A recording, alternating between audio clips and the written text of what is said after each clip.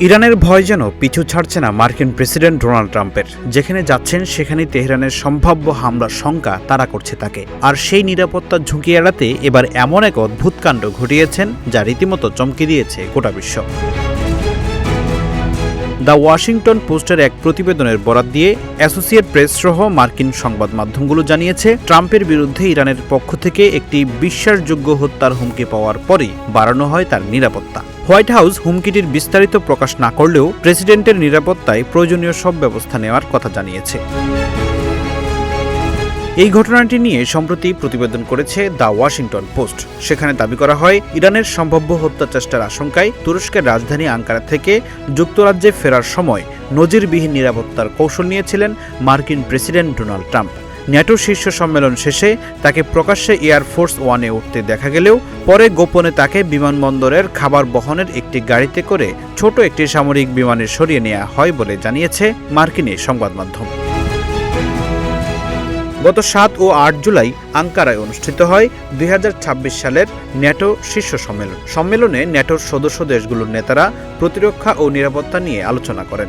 একই সময় ইরানকে ঘিরে মধ্যপ্রাচ্যে তীব্র সামরিক উত্তেজনাও চলছিল। ন্যাটো সম্মেলনের ঘোষণায় ইরানের পারমাণবিক কর্মসূচি এবং আঞ্চলিক নিরাপত্তা পরিস্থিতি নিয়ে উদ্বেগের কথা জানিয়েছিল। প্রতিবেদন অনুযায়ী ট্রাম্প আঙ্কারা থেকে ফেরার সময় পুরনো মডেলের এয়ারফোর্স ওয়ান বিমানে উঠবেন এমনটাই দেখানো হয়েছিল।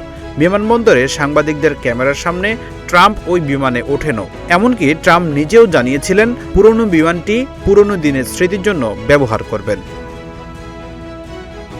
কিন্তু সেটি ছিল নিরাপত্তার কৌশলের অংশ। সাংবাদিকদের নজর এড়িয়ে ট্রাম্পকে ওই বিমান থেকে বের করে একটি বিমানবন্দরের খাবার বহনের গাড়িতে তোলা হয়। এরপর গাড়িটি তাকে নিয়ে যায় অপেক্ষমান একটি ছোট মার্কিন সামরিক বিমান C-32 এর কাছে। সেখানে ট্রাম্পকে গোপনে বিমানে তুলে যুক্তরাজ্যের উদ্দেশ্যে পাঠানো হয়।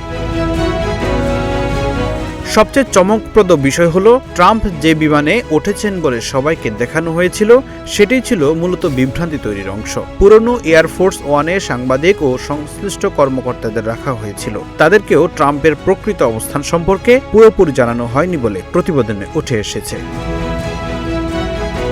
এমনকি উড্ডয়নের সময় সাংবাদিকদের জানালার পর্দা নামিয়ে রাখতে বলা হয়েছিল। ফলে বাইরে থেকে দেখলে মনে হওয়ার কথা ছিল ট্রাম্পকে বহনকারী বিমানটি যুক্তরাজ্যের উদ্দেশ্যে উঠছে, অথচ প্রকৃতপক্ষে প্রেসিডেন্ট তখন অন্য একটি সামরিক বিমানে ছিলেন। দুটি বিমানই পরে যুক্তরাজ্যে পৌঁছায় এবং অল্প সময়ের ব্যবধানে অবতরণ করে বলে প্রতিবেদনে বলা হয়। ঘটনাটি প্রকাশ্যে আসার পর যুক্তরাষ্ট্রের রাজনৈতিক অঙ্গনেও প্রশ্ন উঠেছে।